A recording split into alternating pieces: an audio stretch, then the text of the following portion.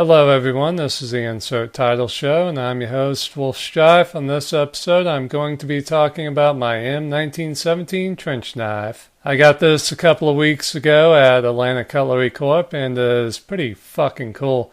And in fact, this was the main reason why I drove an hour to the store, was to get this knife.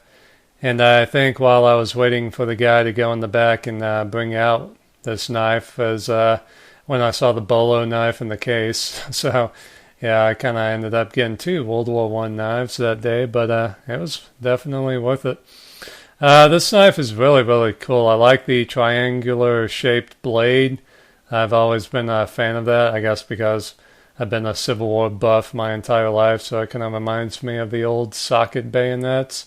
And the handguard is really, really cool looking. There were two versions of this knife. I think this is the M1917, and there was also a M1918 version that had a different handguard.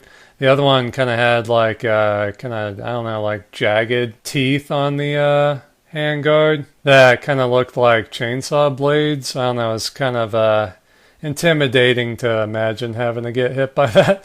Yes, but this is the regular version of the M1917, I guess. The knife was basically designed to punch through the multiple layers of clothing that the Germans would have worn.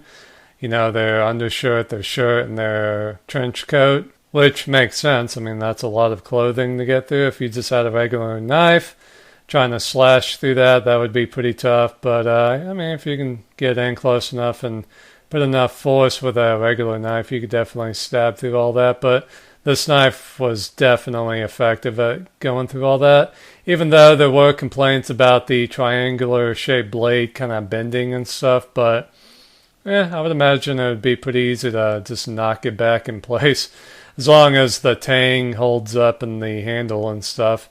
But yeah, this is a really pretty freaking cool knife, man. It feels really nice in the hand. I like the wooden handle. It's a little slippery, unlike the bolo knife, which is kind of a rough hewn wood handle. This one's kind of a bit more slick, but it should be fine. I mean, the handguard will definitely ensure that the knife doesn't go flying through the fucking air or anything. But it's a really cool knife. Oddly enough, though, after World War I, the Geneva Convention actually banned the use of triangular-shaped blades. That's why you don't see those kind of bayonets anymore. Mainly because they left very brutal and hard-to-heal wounds. Because imagine this, you're basically stabbing somebody with like a railroad spike. And the blade basically leaves a open circular wound that you can't really stitch, and you basically just have to put enough pressure on it and bandage it up until it stops bleeding. It's kind of like a gunshot wound without a bullet, you know. It's just that kind of nasty kind of wound. It's not a slice that you can just suture up or anything. It's really just a gaping wound in the body. And another thing about this knife is, I mean, if you stab anybody in the torso with this thing, you're definitely going through organs, so it would definitely be a very dangerous weapon. It might not kill too quickly, but you will definitely be in trouble with internal bleeding and stuff like that. So I think it's a pretty cool weapon, and I love the handguard. Being able to punch somebody in the face with it and stuff would have been very effective. Like, you have to imagine with a normal handled knife, like my bolo knife, you're going to have a tough time trying to slice somebody in the throat and stuff, because if you think about it, when somebody's about to hit you, you kind of tend to bring your shoulders up and kind of squinch down with your head. And if you're wearing a helmet, that kind of protects your entire head area and your neck, like a turtle shell, kind of.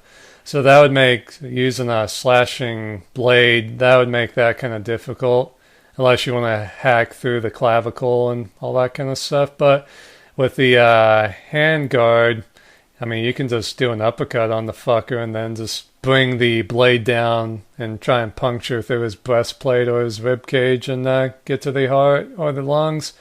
So yeah, it's a very versatile weapon, and I think this design would still probably be around nowadays, especially with the use of Kevlar and stuff. I bet you this blade type could stab through that. I guess I would have to buy some body armor to test it with, but Yeah, this is a very nice reproduction of the M1917, and if you want your own, hop on AtlantaCutleryCorp.com, and I think you will enjoy having one. Unless, of course, you want to buy an original, but those kind of cost a bit more than this version. But I guess if you want a real one, go get a real one, or if you're okay with a reproduction, just get this one. It's just as good as the old-fashioned ones, I think.